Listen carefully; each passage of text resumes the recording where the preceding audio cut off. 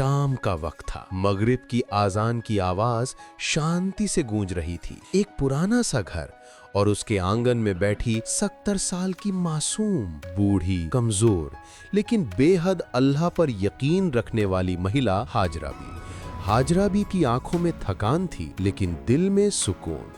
वो धीरे से तस्बीह फेरते हुए दुआ कर रही थी, या अल्लाह मेरे बेटे और बहू को हिदायत दे। लेकिन अंदर से एक चीख सुनाई दी, अम्मी ये बर्तन क्यों नहीं धोए आपने? आप यही करने के लिए बैठी हैं घर में? ये आवाज थी बहू नजमा की, तीखी, जहरीली, बदतमीज।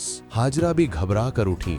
बेटी में अभी कर रही थी लेकिन नजमा ने धक्का दे दिया। रात को फरहान, हाजरा बी का बेटा, घर लौटता है। वो पहले माँ का सबसे आज्ञाकारी बेटा था लेकिन शादी के बाद नजमा के कहने पर माँ को बोझ समझने लगा था। नजमा और फरहान कमरे में गुस्से से बात कर रहे थे। नजमा, तुम्हारी माँ सिर्फ मुसीबत है, अगर वो जाती नहीं तो मुझे जाना पड़ेगा। फरहान, ठीक है, अम्मी को ही कहीं भेज देते हैं। हाजरा भी ये बात सुनकर टूट जाती हैं, लेकिन कुछ नहीं कहती, सिर्फ दुआ करती हैं, या अल्लाह अगर मेरी जिंदगी किसी के काम की नहीं तो मुझे अपने पास बुला लेना, लेकिन पहले मेरे बेटे को हिदायत दे देना। अगले दिन तेज बारिश होती है, घर में अंधेरा है। नजमा हाजरा भी से कहती है, अम्मी स्टोर रूम में जाके पुरानी चीजें साफ करो, जैसे काम आता है करो वरना निकल जाओ। स्टोर रूम पुराना, नम और डरावना सा था। हाजरा भी जैसे ही अंदर गई, दरवाजा अपने आप धड़ाम से बंद हो गया। अंधेरा छा गया। हाजरा भी घबरा गई, लेकिन अंधेरे में उन्हें रोशन सी महक आती है, जैसे कस्तूरी, जैसे किसी नूर की मौजूदगी।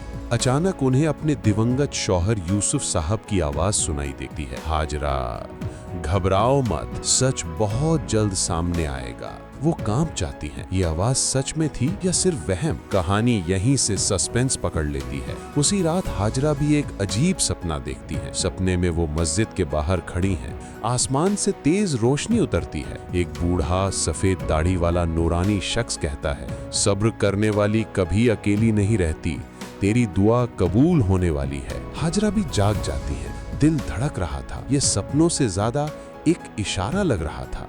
अगली सुबह हाजरा भी फिर स्टोर रूम में जाती है।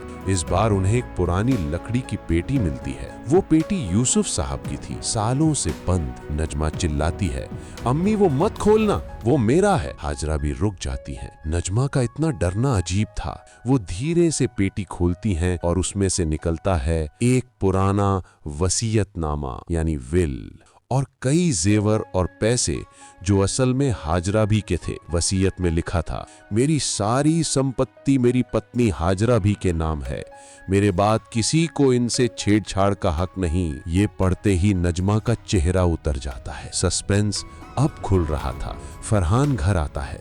नजमा उसे घेर लेती है, सुनो अम्मी ने पेटी खोल ली, उन्हें पता चल चुका है कि मैंने क्या किया। फरहान, क्या किया तुमने? नजमा गुस्से से चिल्लाती है, मैंने वही पेटी अपने पास रखने के लिए दादा की अलमारी से चाबी चुराई थी। वसीयत जाली बनाने जा रही थी लेकिन अम्मी ने सब खराब कर दिया। हाजरा भी सब सुन लेती हैं। आंसू गिर रहे थे लेकिन आवाज शांत थी, बेटा मैं तुम्हें कुछ नहीं कहूंगी, अल्लाह के हवाले करती हूँ। फरहान का चेहरा उतर जाता है। उसे अपनी गलती का एहसास होने लगता है। इसी पल घर के पास मस्जिद से फज्र की आजान शुरू होती है।